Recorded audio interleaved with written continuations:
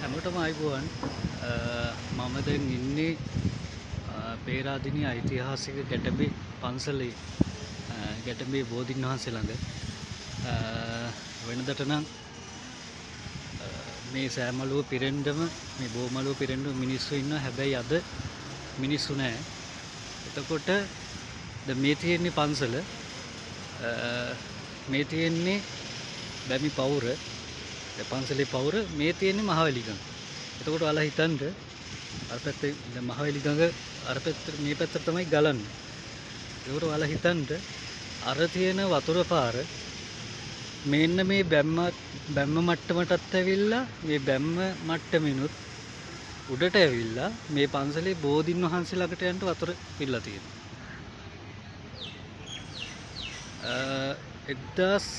1947 මීට අවුරුදු ගානකට කලින් ගම්පොළ යටවෙන්න මහා ගම් වතුරක් ගලලා තියෙනවා.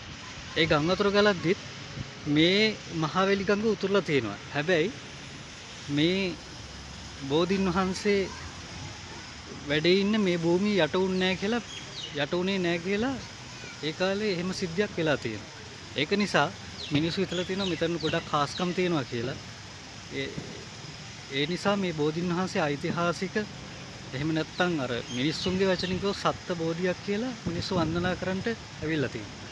හැබැයි අද අර වෙනදට දැන් අද සෙනසුරාදා දවසක් වෙනදට නම් සෙනසුරාදා දවසට ගොඩාක් මිනිස්සු මෙතෙන්ට එනවා. අර මිනිස්සුන්ගේ තියෙන අර විශ්වාසය නැති නිසා දන්නේ මේ අද මිනිස්සු ගොඩක් අඩුයි. ඉතින් ඔයාලා බලන්න දැන් අර පොඩ්ඩක් zoom කරලා පෙන්වන්න. ගහ පේනව නේද? ඒ ගහේ මොනවද තියෙන්නේ? පොලිති. එතකොට මහවැලි ගඟට අපි දොස් කියලා වැඩක් නෑ. අර ඈත පේන වලනේ. ඒත් ඉවුරක් ගොඩ කරලා ඒ ගස් වල තියෙන මොනවද? shopping bag පොලිති. ස්වභාව ධර්මයේ කියන ලෝක ධර්මතාවයට අපි යම් කිසි දෙයක් එකතු කරමු. විශේෂයිත දෙයක්.